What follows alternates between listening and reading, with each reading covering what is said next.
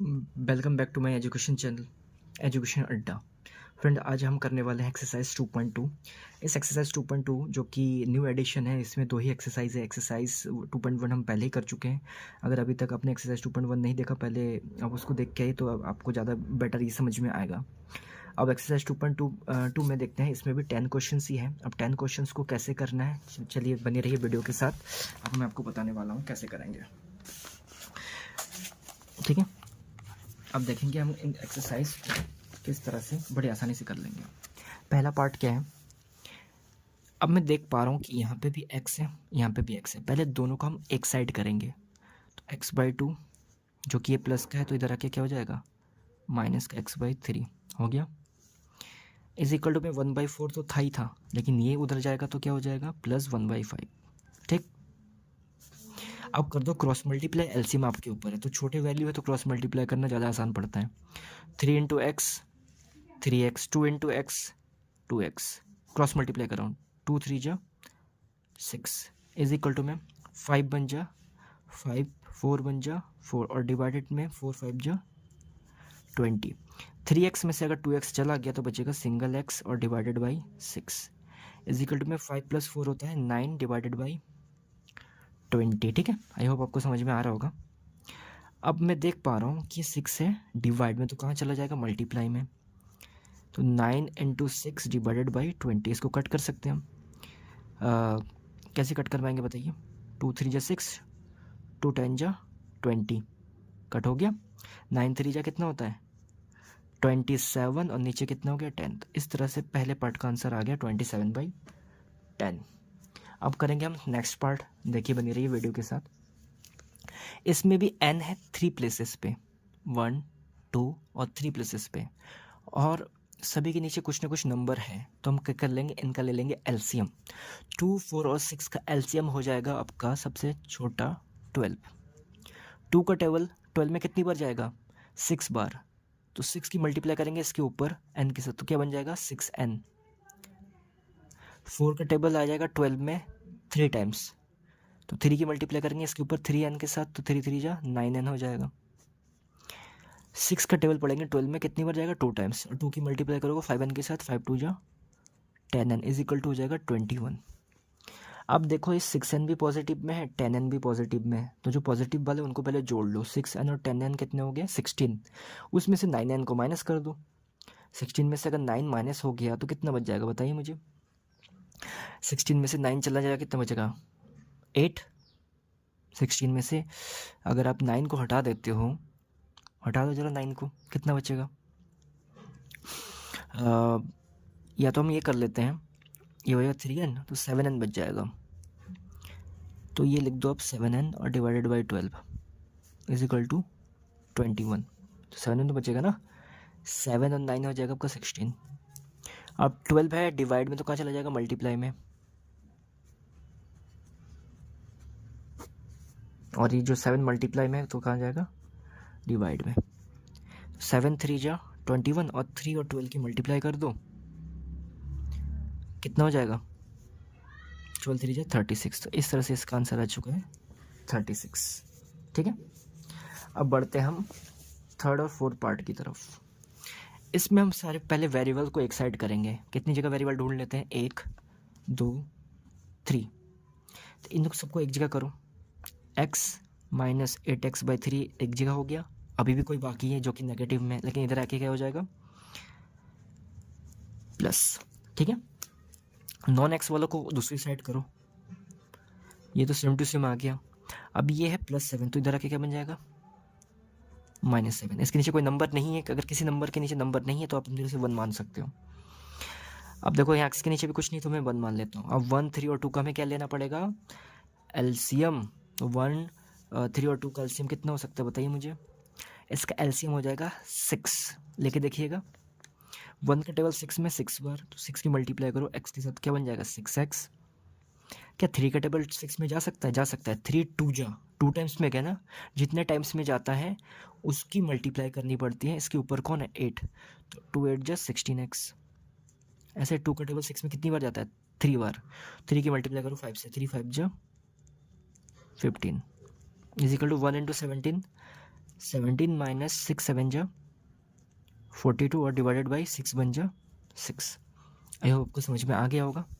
अब देखो दोनों साइड का डिनोमिनेटर सेम है तो ऐसे हम कट कर सकते हैं, ठीक है। अब देखो ये भी 15 पॉजिटिव में है, 6 भी पॉजिटिव में है, तो इन दोनों को ऐड करो। 15 और 6 कितने हो गए 21। 21 में से अगर 16 हट गया तो कितना बचेगा 5x ही तो बचेगा।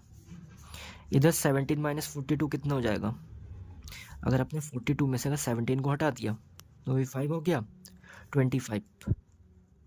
अब x के साथ 5 मल्टीप्लाई में कहाँ चला जाएगा डिवाइड में, तो 25/5, तो 5 5 जा 25, तो जो x का आंसर कितना आ जाएगा -5। आई होप आपको ये समझ में आ गया होगा। बढ़ते हैं नेक्स्ट पार्ट की तरफ जो कि है आपका फोर्थ पार्ट। फोर्थ पार्ट में भी आप देख सकते हो कि ये एक फ्रैक्शन के फॉर्म में दे रखा है, ये भी एक फ्रैक्शन के फॉर्म में दे रखा है। कभी भी अगर दो चीज़ें फ्रैक्शन के फॉर्म में दे रखा होता है ना तो उसको हम करते हैं क्रॉस मल्टीप्लिकेशन। तो क्रॉस मल्टीप्लिकेशन कैसे करेंगे, 5 × x, देखो क्या है, दो नंबर ना 5x और 5 5 जा 25, यानी इस नंबर की मल्टीप्लाई पहले x के साथ कर दी और फिर इसके साथ कर दी, सभी के साथ होता है बारी बारी से, इज इक्वल टू में 3 × x, 3x और 3 3 जा 9। अब यहाँ पे भी x है, यहाँ पे भी x है, इन दोनों को करो साथ में। 5x तो अपनी जगह पे ही है, प्लस 3x इधर आके क्या हो जाएगा -3x। नॉन एक्स वालों को उधर भेज दो, तो इधर तो -9 पहले से ही था, इधर -25 उठ के आ जाएगा +25, ठीक। अब 5x में से अगर 3x चला गया तो कितना बचेगा आपके पास 2x, और 9 में से 25 चला गया कितना बचेगा 16। x के साथ 2 मल्टीप्लाई में कहाँ चला जाएगा डिवाइड में, तो x इज इक्वल टू क्या हो गया 16/2, 2 8 जा 16, तो x का आंसर आ चुका है ये 8। आई होप आपको ये समझ में आ गया होगा। तो बढ़ते हैं हम नेक्स्ट पार्ट की तरफ जो कि है क्वेश्चन नंबर 5। अब देखो 5 में भी आप देख सकते हो कि यहाँ पे भी एक तरह से थोड़ा सा कॉम्प्लिकेटेड चीज़ें हैं, तो उसको भी हम बड़ी इजीली कर लेंगे। 3 की मल्टीप्लाई पहले इसके साथ होगा, तो इस तरह से मल्टीप्लाई करना आप, 3 और ब्रैकेट में कर दो 3t - 2 -4 ब्रैकेट में 2t + 3 एंड डिवाइडेड बाई 4 3 जा 12 इज इक्वल टू में टी के नीचे कोई नंबर नहीं तो अपनी तरफ से 1 मान सकते हो, तो 1 × 2 2, 3 × t 3t और डिवाइडेड बाई 3 बन जा 3। आई होप आपको यहाँ तक समझ में आ गया होगा। अब करते हैं अंदर अंदर मल्टीप्लाई इसको, ब्रैकेट को ओपन करने के लिए, तो 3 3 जा हो जाएगा आपका 90 और 3 2 जा हो जाएगा 6, ठीक है। अब थोड़ा इस ध्यान देना, अब ये माइनस का 4 मल्टीप्लाई 2 से करूँगा तो -4 2 जा 80, माइनस प्लस माइनस और 4 3 जा 12 और divided by 12 is equal to में हो जाएगा 2 - 3t divided by 3। I hope आपको यहाँ तक समझ में आ गया होगा। अब हम क्या करेंगे, टी वाले को हटा देंगे। 90 में से अगर 80 चला गया कितना बचेगा सिंगल टी। 6 और 12 जो कि दोनों ही नेगेटिव नंबर में हो तो माइनस माइनस होता है प्लस, लेकिन सिंबल आता है माइनस का ही, तो 12 और 6 कितना हो गया 18 और डिवाइडेड बाई 12। इसी तरह से 2 - 3t डिवाइडेड बाई 3। अब देखो इस ये भी एक फ्रैक्शन है, ये भी एक फ्रैक्शन है, तो इस टाइप में भी हम करेंगे क्रॉस मल्टीप्लाई। 3 × t 3t, 3 × 18 18 3 जो होता है 54 इज इक्वल टू में 12 2 जा 24 और 12 3 जा 36। अब हम t वाले को एक साथ करेंगे, तो 3t था ही हमारे पास, ये -36 जरा के क्या हो गया +36t इज इक्वल टू में 24 है, ये -54 हो जाके क्या हो गया +54। आई होप आपको ये समझ में आ रहा होगा किस तरह से हम इसको कर रहे हैं। अब 36 में से अगर 3 को ऐड कर दो, 36 में 3 को ऐड कर दो, 36 कितना हो जाएगा 39t, 24 उसको ऐड करते हैं हम 4 4 8 हो गया, ठीक है, 5 2 7 हो गया, तो t का आंसर कितना हो गया 78/39। आई होप आपको समझ में आ गया। अगर कट हो पा रहा है तो उसको आप रिड्यूस कर सकते हो, वरना यहाँ तक भी आंसर आपका सही होगा। हाँ फ्रेंड्स, अब बढ़ेंगे हम 6 नंबर जो कि वेरी इंपॉर्टेंट रहने वाला है, कि आपको एग्जाम में पक्का ये देखने को मिलेगा। इस टाइप के क्वेश्चंस जब भी आप कॉम्पिटिटिव एग्जाम में बैठते हो तो आपको इस टाइप के प्रश्न ज़्यादा पूछे जाते हैं। देखिए चलिए करते हैं। अब मैं देख पा रहा हूँ m के नीचे कोई नंबर है नहीं, तो अपनी तरफ से मैं इसको मान लूँगा 1। इधर भी 1 के नीचे कोई नहीं है तो अपनी तरफ से मान लूँगा 1। अब करो cross multiply, 2 into M 2m, और 1 की मल्टीप्लाई इसके साथ होनी है, लेकिन लिखना है इस तरीके से, 1 को बाहर लिखो और इस चीज़ को लिख दो आप ब्रैकेट के अंदर। कभी भी अगर बीच में माइनस हुआ तो इस पोजीशन में करना है, डिवाइडेड बाई 2 1 जा 2 इज इक्वल टू में 3 1 जा 3 हो गया। अब देखो यहाँ पे भी माइनस है, तो अब क्या लिखोगे, पहले 1 लिख दो और बाद वाले पूरे इसको ब्रैकेट के अंदर डाल दो, डिवाइडेड में 3 1 जा 3 कर दो, हो गया। अब इसको सॉल्व कर लेते हैं। 2m रहा, माइनस 1 इंटू एम, ये माइनस माइनस हो जाएगा प्लस, और 1 1 जा 1 divided by 2 is equal to में अगेन 3, माइनस 1 इंटू एम कितना हो जाएगा, minus M minus minus plus 2 हो जाएगा, डिवाइडेड बाई 3। ठीक है, अभी भी आप देख पा रहे हो कि अभी भी फ्रैक्शन की फॉर्म में, क्यों, क्योंकि इसमें न्यूमरेटर और डिनोमिनेटर है। तो अब हम कर देंगे क्रॉस मल्टीप्लाई। उससे पहले थोड़ा दिमाग लगा लेते हैं, 2m में से अगर एक m चला गया तो बचेगा सिंगल m, तो 3 की मल्टीप्लाई जो m के साथ होगी कितना हो जाएगा, 3m, और 3 1 जा 3, ऐसे इधर 3 और ये 2 मिलके हो जाएगा 5, तो 2 5 जो हो जाएगा इधर 10, और 2 इंटू एम 2m। थोड़ा सा शॉर्टकट किया, इतना आप क्लास 8 में पढ़ रहे हो तो इतना आपको थोड़ा बहुत आना चाहिए। ठीक है, अब m वालों को साथ में करेंगे, यहाँ m है यहाँ m है, तो माइनस 2m इधर क्या हो जाएगा, plus 2m is equal to में 10 है ही है, तो प्लस 3 इधर जाओगे क्या हो जाएगा, माइनस 3, 3m और 2m कितना हो गया, 5m, 10 में से 3 गया 7, m के साथ है 5 मल्टीप्लाई में, तो कहाँ चला जाएगा, डिवाइड में। तो इस तरह से m का आंसर आ चुका है। आई होप आपको ये पार्ट भी समझ में आ गया होगा। ठीक है, अब बढ़ते हैं हम नेक्स्ट पार्ट की तरफ, जो कि है आपका 7th पार्ट और 8 पार्ट। 7th पार्ट को भी बड़ी इजी से हम करेंगे। देखो ब्रैकेट देखता तो ब्रैकेट को सॉल्व करना पड़ता है। ब्रैकेट के अंदर कितनी चीज़ें हैं, एक बार 3 की मल्टीप्लाई t के साथ होनी है, फिर 3 की 3 के साथ भी होनी है, ऐसे 5 की 2t के साथ, फिर 5 की 1 के साथ। देखो 3 इंटू टी हो जाता है आपका 3t, 3 3 जा 9 इज इक्वल टू में 5 2 जा 10t, और 5 बन जाओ 5। बड़ा ही आसान है, ठीक ना। अब हम क्या करेंगे, t वाले को एक साथ करेंगे, यहाँ पे एक t है यहाँ पे एक t है, तो इधर तो 3t है ही है, प्लस 10t इधर आके क्या हो जाएगा, माइनस 10t हो जाएगा, और इधर 5 तो है ही है, और ये माइनस का 9 उधर आके क्या हो जाएगा, प्लस 9। ठीक, तो 3t और 10t में डिफरेंस कितने का है, 7t का डिफरेंस है, लेकिन नंबर बड़ा कौन है, 10, तो 10 है नेगेटिव में, तो इसके सामने भी नेगेटिव आएगा। और 9 5 कितना होता है, 14, टी के साथ 7 मल्टीप्लाई में कहाँ चला जाएगा, डिवाइड में, 7 2 जा 14, तो आंसर कितना आ गया, -2। आई होप आपको ये पार्ट भी समझ में आ गया होगा।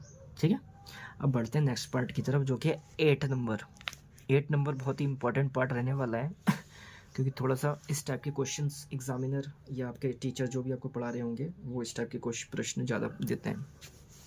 फिर से ब्रैकेट दिख रहा है मुझे, तो मैं ब्रैकेट के अंदर मल्टीप्लाई करूँगा, 15 इंटू वाई 15y, 15 4 जा 60, -2 into Y -2y, minus minus plus 2 9 जा 18, फिर 5 इंटू वाई 5y 5 6 जा 30।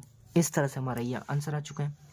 अब देखिए y कितनी जगह पे है, 1 2 और 3 जगह है। इन देखो पहले प्लस वाला ऐड कर लेते हैं, 15 और 5 मिलके क्या बन जाएंगे, 20। 20 में से अगर 2 चला गया कितना बच जाएगा, 18y।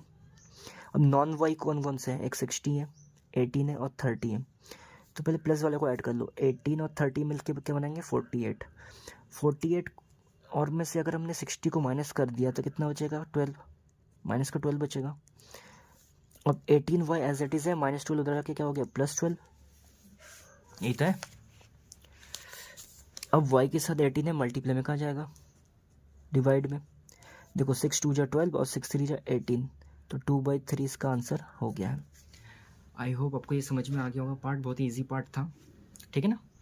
अब बढ़ेंगे हम हमारे नेक्स्ट पार्ट की तरफ, जो कि है बहुत इम्पॉर्टेंट पार्ट्स। चलिए नेक्स्ट पार्ट की तरफ चलते हैं, जो कि है 9th नंबर। ठीक, अब 9 नंबर को करने के लिए बहुत इजी सा ट्रिक होता है, देख लीजिए। ब्रैकेट मुझे दिख रहा है तो मैं करूँगा ब्रैकेट के अंदर मल्टीप्लाई। 3 5 जा कितना हो गया 15z, फिर 3 7 जा 21, 2 9 जा 18z।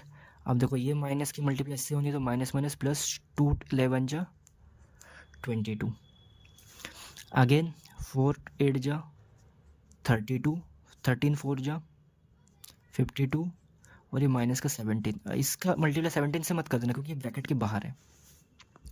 अब हम z वाला ढूंढेंगे, कितनी जगह पे है, 1 2 3 जगह। पहले इनको एक साथ करो, 15z माइनस 18z और ये प्लस 32, तो इधर क्या हो जाएगा माइनस 32z। नॉन जेड वालों को उधर करो, इधर तो ये अब पहले से ही है 52 माइनस 17, इधर कोई नॉन जेड वाला है तो देखो 21, तो इधर आके प्लस के 21 हो गया। ठीक है, अब हम देखते हैं जेड वाले कैसे कैसे हो सकते हैं। अब ये दोनों है नेगेटिव में तो माइनस माइनस होता प्लस है, लेकिन सिंबल माइनस का रहता है, तो इन दोनों को पहले ऐड करेंगे। तो 18 और 32 मिलके कितने बना जाएंगे 50z इज इक्वल टू में। अब देखते हैं कि 50, इन दोनों को पहले माइनस माइनस वाले को ऐड करूँ, 15 और 17 कितना हो जाएगा 9 और 5 1 6, तो हो जाएगा 69 माइनस में उसमें प्लस 21 और है। ठीक है, अब 15 में से अगर 15 जब चला गया तो 15 और 50 में गैप कितने का 35 का गैप है। अब बड़ा नंबर 50 नेगेटिव में तो यहाँ पे नेगेटिव भी आना चाहिए था। अब 69 और 21 को माइनस करेंगे तो कितना आ जाएगा, 16 में से अगर 21 को माइनस करते हो 8 448 जो कि नेगेटिव में होगा। z के साथ है 35 मल्टीप्लाई में, और माइनस से माइनस कैंसिल आउट, डिवाइड में चला जाएगा। ठीक है, अब देखो 48 किससे नंबर से कट होगा, कोई कॉमन नंबर नहीं है जो इन दोनों को कट कर पाए, कोई है नहीं है। तो यहाँ तक भी आप आंसर अगर होगा तो कट कर दीजिएगा, वरना यहाँ तक का आंसर हमारा सही है। ठीक है, अब बढ़ेंगे हम नेक्स्ट पार्ट की तरफ जो कि है थोड़ा डेसिमल पार्ट। ये इंपॉर्टेंट पार्ट रहेगा क्योंकि ये थोड़ा डेसिमल टाइप का है। तो देखिए, आप पहले भूल जाओ कि यहाँ पे डेसिमल है, पहले आप इसको 25 मानो, 25 की मल्टीप्लाई करो 4 के साथ, कितना आ जाएगा 100f। अब डेसिमल 2 नंबर के बाद था तो अब इसमें भी 2 नंबर के बाद पॉइंट लगा दीजिए, समझ गए। अब इसकी मल्टीप्लाई इसके साथ भी होनी है, लेकिन यहाँ पे हम पहले क्या मानेंगे कि अब डेसिमल नहीं है, तो 25 3 जा 75, लेकिन 2 नंबर के बाद तो डेसिमल था ना, तो अब यहाँ पे भी 2 नंबर के बाद डेसिमल लगा दीजिए। ठीक, ऐसे ही इसको आप 5 मानो, खाली 5, तो 5 10 जा 50f, लेकिन कितने नंबर के बाद डेसिमल था 2 नंबर के बाद, इधर भी हम 2 नंबर के बाद अपनी तरफ से डेसिमल लगाएंगे। ये 5 ही है क्योंकि डेसिमल हम पहले भूलेंगे, तो 5 9 जा 45, कितने नंबर के बाद डेसिमल 2 नंबर के बाद, तो इधर भी 2 नंबर के बाद डेसिमल लगा, और डेसिमल के सामने हमेशा 0 होता है, याद रखिएगा। ठीक है, अगर कोई नंबर नहीं है तो 0 लग दीजिए।